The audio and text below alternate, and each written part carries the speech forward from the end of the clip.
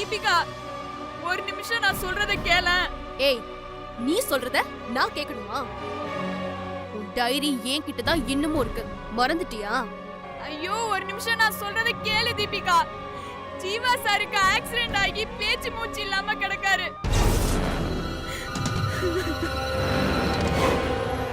அவரை ஆம்புலன்ஸ்ல ஹாஸ்பிட்டலுக்கு கூட்டிட்டு போயிட்டு இருக்கேன். என்னடி சொல்ற?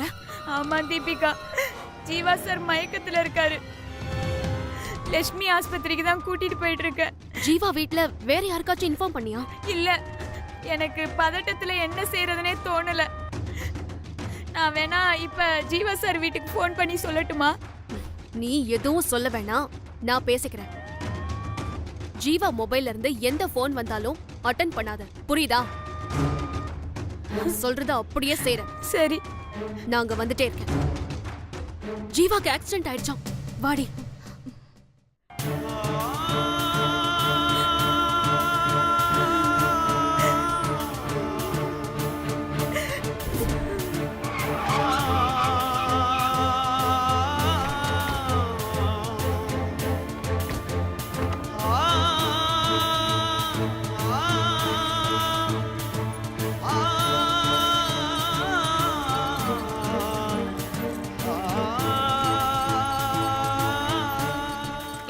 நில்லடி.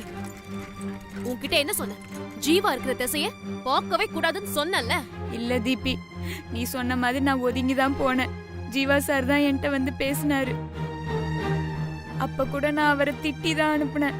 ஆனா இப்படி அடிபட்டு கிடக்கிறப்போ எப்படி பார்த்துட்டு தீபி என்னால பேசாம போக முடியும்? அதான் ஆம்புலன்ஸ் பிடிச்சு கொண்டு வந்தேன். சரி, ஓகே, எனக்கு புரியுது. ஜீவாவை அப்படியே ரோட்ல விட்டுட்டு வர முடியாதுதான். நீ பண்ணது நல்ல காரியம்தான். அதான் நான் இப்ப வந்துட்டேன்ல, நீ கிளம்பு. ஜீவா சார் கண்ணு முழிக்கிற வரைக்கும் இருந்து பார்த்துட்டு போறேனே தீபிகா. எதுக்கு? ஜீவா கிட்டயும் அவங்க ஃபேமிலி கிட்டயும் ஜீவாவை நான் தான் காப்பாத்தினு சொல்லி சீன் போடுறதுக்கா? எனக்கு தெரியும்டி நீ எவ்வளவு பெரிய ஜில்லா கேடின்னு. எல்லாரும் முன்னாடியும் சீன் போட்டு நல்ல பேர் வாங்கணுங்கிறதுக்காக தானே இங்கேயே இருக்க. எல்லாம் எங்களுக்கு தெரியும். முதல்ல இங்கிருந்து கிளம்பு.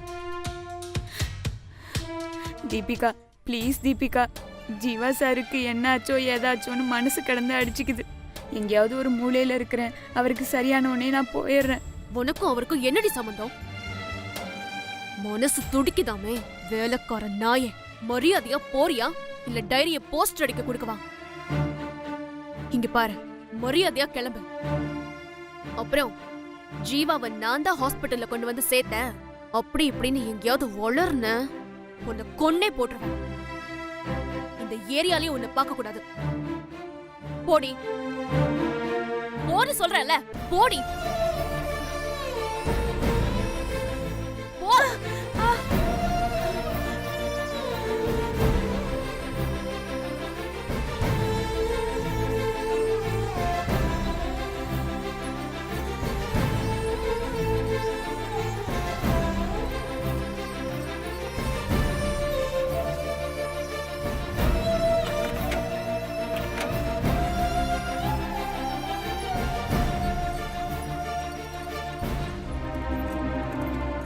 டாக்டர்.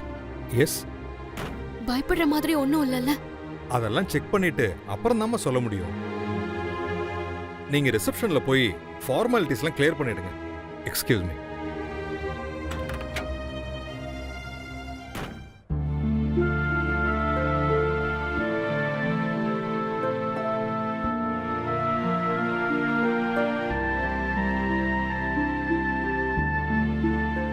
தீபி, ராகினி, ஜீவாக்கு ஒண்ணும் ஆகாதுல்ல?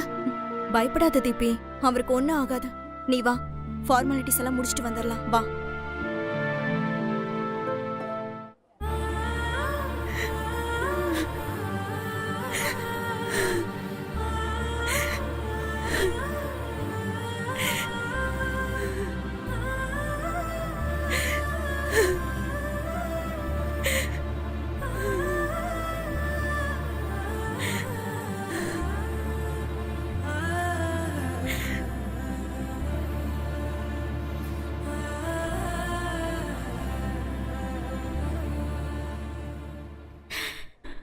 ஜீவா சாருக்கு என்னாச்சுன்னு தெரியலையே. கடவுளே, அவருக்கு எதுவுமே ஆகக்கூடாது. நல்ல மனுஷன் ஜீவா சார்.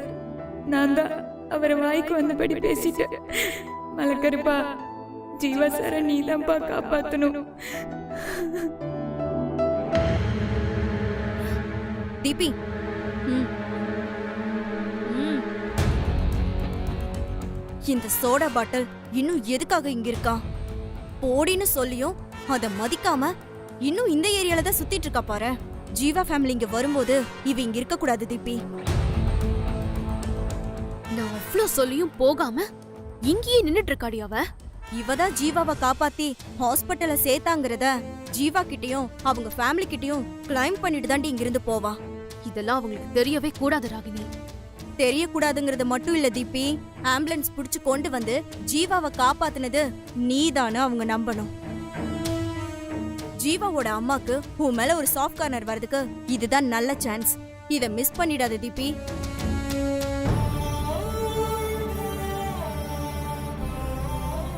அதுக்கு ஒரே ஒரு பிரச்சனை, அந்த சைத்தான் தானே, அதை விரட்டிட்டு வரேன்.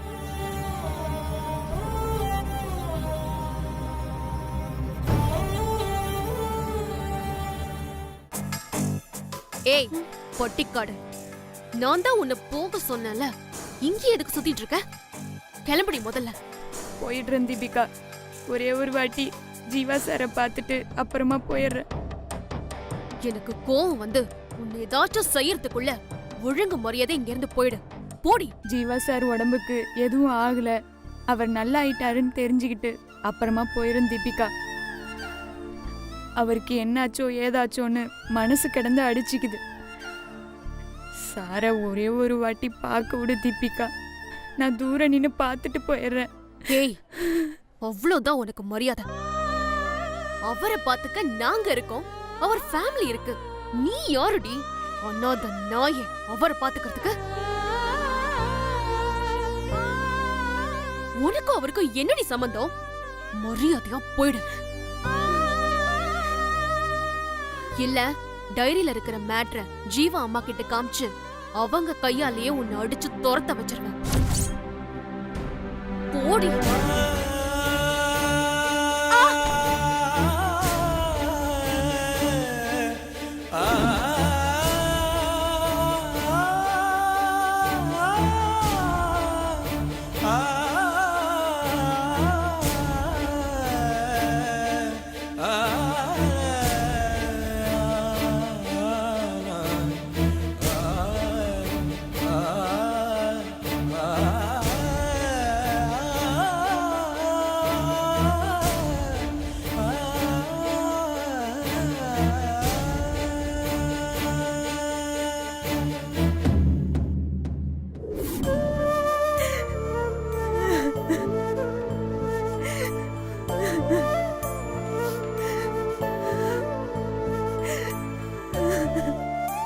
ஏன் பாப்பா அழுதுட்டு இருக்கிற? யாருக்காச்சும் உடம்பு சரியில்லையா? ஆமாக்கா, என்னாச்சு பாப்பா? எனக்கு வேண்டியவர் சின்ன வயசு காலேஜ்ல படிக்கிறாரு. அவருக்கு ஆக்சிடென்ட் ஆகி பேச்சு மூச்சு இல்லாம இங்க அட்மிட் ஆயிருக்காருக்கா. அவருக்கு என்ன ஆச்சுன்னு கூட எனக்கு தெரியல. அவங்க சொந்தக்காரங்க என்ன உள்ள கூட விட மாட்டேங்கிறாங்க. அக்கா, எனக்கு ஒரு உதவி செய்ய முடியுமாக்கா? உள்ள போய் அவரோட உடம்பு எப்படி இருக்கு, சரியாயிடுச்சா என்னன்னு பார்த்து சொல்ல முடியுமாக்கா? நீ கவலைப்படாத பாப்பா, நான் போய் என்ன ஏதுன்னு விசாரிச்சுட்டு வந்து சொல்றேன். ஆ சரிக்கா. நர்ஸ் டாக்டர், அந்த ஆக்ஷன் கேஸ் பையன் ரொம்ப கிரிட்டிக்கலா இருக்கான். பொழைக்கிறது ரொம்ப கஷ்டம். சம்பந்தப்பட்டவங்களுக்கு இன்ஃபார்ம் பண்ணிடுங்க. சரிங்க டாக்டர்.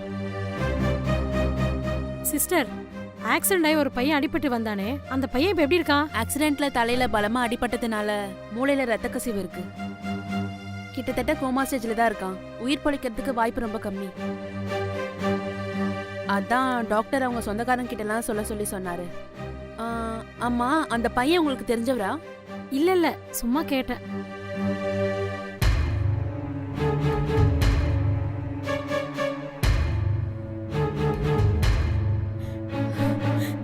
அக்கா பாத்தீங்களாக்கா எப்படி இருக்காரு? இப்ப பரவாயில்லையாக்கா? நான் என்ன சொல்றேனே தெரியல கண்ணு. நீ மனசை தேத்திக்கோ. என்னக்கா சொல்றீங்க? ஆமாம்மா, அந்த பையனை ஐசியூல வச்சிருக்காங்க. பொழைக்கிறது கஷ்டம்னு டாக்டர் சொல்லிட்டாங்க. சொந்தக்காரவங்களுக்கெல்லாம் சொல்லிவிட சொல்லிட்டாங்களாமா. அந்த பையன் பொழைக்க மாட்டான்னு பேசிக்கிறாங்கம்மா. என்னக்கா சொல்றீங்க? ஆமாம்மா, அப்படிதான் பேசிக்கிறாங்க. ஐயோ ஜீவா சார், உங்களுக்கா இந்த நிலைமை? யாருக்கும் எந்த கெடுதலும் நினைக்காத நல்ல மனுஷன் அவருக்கு போய், கடவுளே உனக்கு இரக்கமே இல்லையா? என் உசுரை எடுத்துக்கிட்டு அவரை காப்பாத்து. மலை கருப்பா, உன்னதான் மலை போல நம்பி இருக்கேன். ஜீவா சார் எனக்கு காப்பாத்தி கொடுத்துரு. திக்கற்றவங்களுக்கு தெய்வம் தான் துணைன்னு சொல்லுவாங்க. நீ சாமியை வேண்டிக்கோமா. அக்கா, பக்கத்துல ஏதாவது கோயில் இருக்காக்கா? ஹாஸ்பிட்டலுக்கு பின்னாடி ஒரு பெருமாள் கோயில் இருக்கு. சக்தி வாய்ந்த சாமி. நீ போய் மனசூருகி வேண்டிக்கோ. டாக்டரால முடியாதது கடவுளால முடியும். சரிக்கா.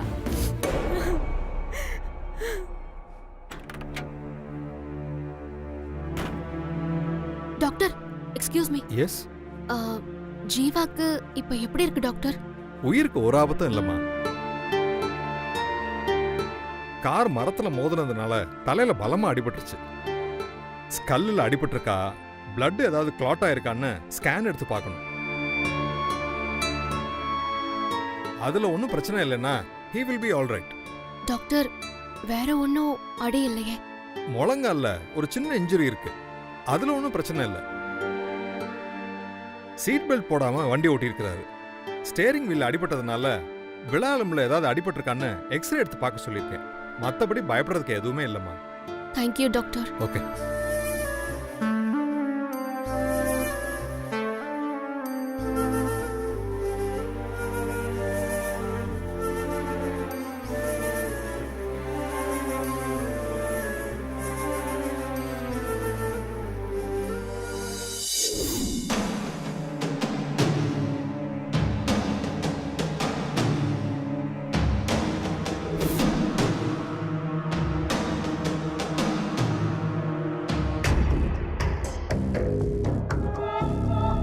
ஜீவா வீட்ல எல்லா பவரும் மாயாவதி ஆண்டி கிட்ட தான் இருக்கு. அவங்க ஒரு வார்த்தை சொன்னா அதை அவாய்ட் பண்றதுக்கு யாருக்குமே துணிச்சல் கிடையாது.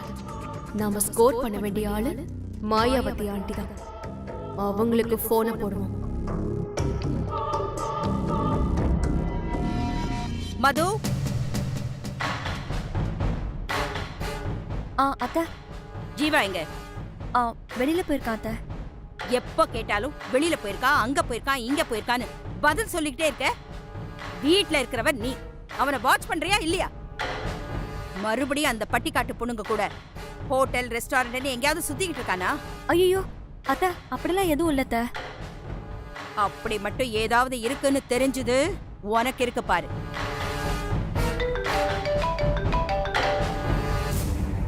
ஜீவதான் லைன்ல வர.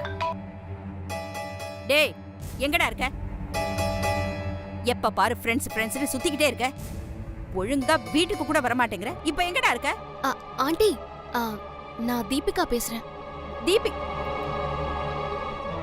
தீபிகாவா? ஜீவா போன் உன்கிட்ட எப்படி வந்துச்சு? அவன்கிட்ட போனை கொடு. ஆண்டி, நான் சொல்றத கொஞ்சம் டென்ஷன் ஆகாம பொறுமையா கேளுங்க. ஜீவாக்கு சின்னதா கொஞ்சம் ஆக்சிடென்ட் ஆயிடுச்சு. என்ன சொல்ற தீபி? ஜீவாக்கு ஆக்சிடென்ட்டா? ஐயோ ஆண்டி, டென்ஷன் ஆகாதீங்க. இப்போ ஜீவா நார்மலா தான் இருக்காரு. என்னாச்சு அவனுக்கு? கார் ஆக்சிடென்ட் ஆயிடுச்சு ஆண்டி. நல்ல வேளை நான் அந்த சமயத்துல அந்த பக்கம் வந்ததுனால உடனே ஆம்புலன்ஸ்க்கு ஃபோன் பண்ணி வர வச்சு கரெக்ட் டைம்க்கு ஹாஸ்பிடல் அட்மிட் பண்ணிட்டாங்க ஆண்டி. பயப்படாதீங்க, ஜீவா இப்போ நல்லதா இருக்காரு. உண்மையை சொல்லு தீபி. நிஜமாவே அவனுக்கு சீரியஸா ஒண்ணுமே இல்லையே? நான் பதட்டப்படக்கூடாதுன்னு நீ போய் சொல்றியா? நிஜமாவே பயப்படுற மாதிரி ஒன்னும் இல்ல ஆண்டி. நீங்க இப்படி டென்ஷன் ஆவீங்கன்னு தான் உடனே உங்களுக்கு ஃபோன் பண்ணல. சீரியஸா ஒரு பிரச்சனையும் இல்லைன்னு டாக்டர் சொன்னதுக்கு அப்புறம் தான் நான் உங்களுக்கு ஃபோன் பண்ணேன். தேங்க்யூ தீபி. ஆமா, எந்த ஹாஸ்பிட்டல், எந்த வார்டு? லக்ஷ்மி ஹாஸ்பிட்டல் தான் அட்மிட் பண்ணிருக்கேன். Emergency ward. ஜீவா இப்போ தூங்கிட்டு இருக்காரு. நான் பக்கத்திலே தான் இருக்கேன். நீங்க பதட்டப்படாம வாங்க. ரொம்ப நன்றிம்மா. என்ன ஆண்டி, எனக்கு போய் நன்றியெல்லாம் சொல்லிக்கிட்டு? இது என்னோட கடமை ஆண்டி. தேங்க்ஸ் தீபி. நீ அவன் பக்கத்துல இரு. நான் இப்ப உடனே கிளம்பி வந்துடுறேன். நான் வர வரைக்கும் அவனை கொஞ்சம் பாத்துக்கமா. Okay aunty. ஓகே.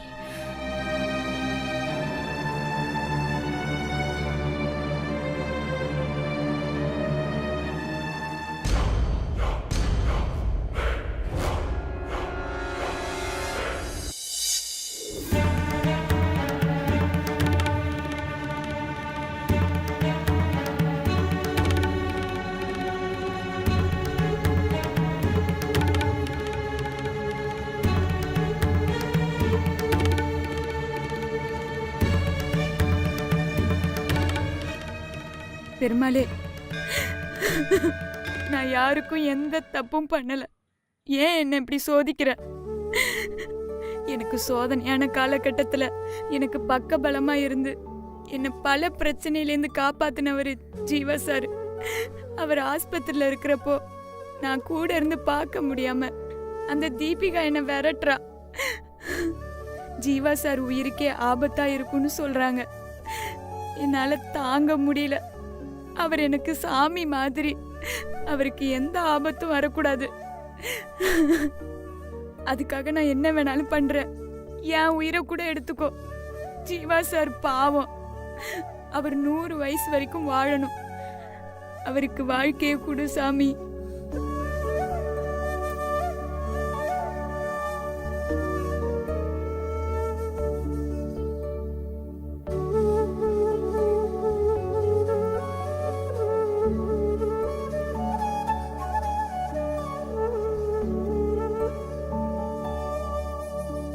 அம்மா அம்மா, உங்க வேண்டுதல் பழிச்சிருச்சுமா. அப்பா கண்ணு முழிச்சிட்டாருமா. வாங்கம்மா. பெருமாளே, உன் மகிமையே மகிமை. பெருமாளே, என் தாலிய காப்பாத்திட்ட. உனக்கு காலம் முழுக்க நன்றி கடன் பட்டிருக்கேன்.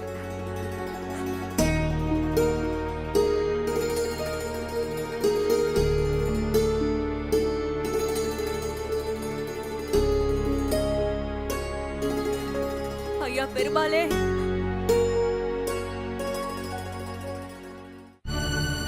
அம்மாடி, நானும் வந்ததுலேருந்து பார்த்துக்கிட்டு இருக்கேன். நீயும் அழுதுகிட்டே இருக்க. உனக்கு வேண்டியவங்க யாராவது உடம்புக்கு முடியாம இருக்காங்களா? ஆமா பாட்டி. காலேஜில் எனக்கு பாடம் சொல்லி கொடுக்குற வாத்தியாரு ஆக்சிடென்ட் ஆகி இந்த ஆஸ்பத்திரியில தான் கொண்டு வந்து சேர்த்துருக்காங்க. பெருமாளை மனசுல நினைச்சுக்கிட்டு கையில விளக்க வச்சுக்கிட்டு 9 தடவை முட்டி போட்டு இந்த பிரகாரத்தை சுத்தி வா. அப்படி சுத்தி வந்தா உனக்கு வேண்டியவங்களுக்கு ஒரு குறையும் வராது. நல்லா எழுந்து நடப்பாங்க. நீ வேணா பாரேன்.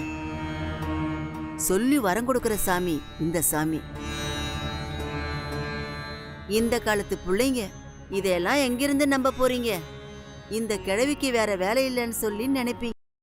இல்ல பாட்டி, நான் இந்த வேண்டுதலை பண்றேன் பாட்டி.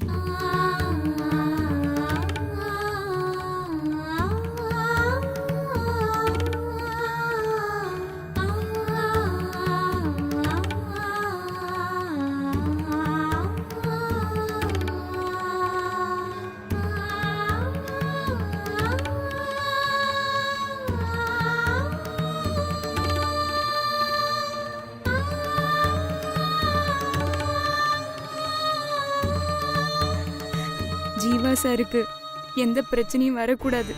அவர் இந்த ஆஸ்பத்திரிலேயே இருக்கக்கூடாது. எப்பவும் நோய் நொடி இல்லாம அவர் 100 வயசு வரைக்கும் நல்லா இருக்கணும். வேணும்னா என் உசுரை வேணா எடுத்துக்கோ.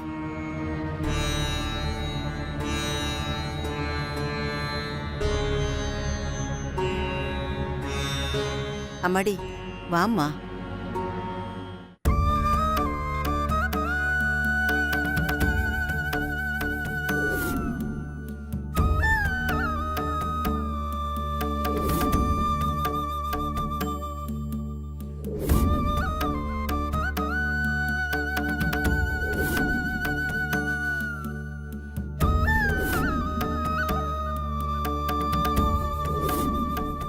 இதோட 3 சுத்து ஆயிடுச்சுமா.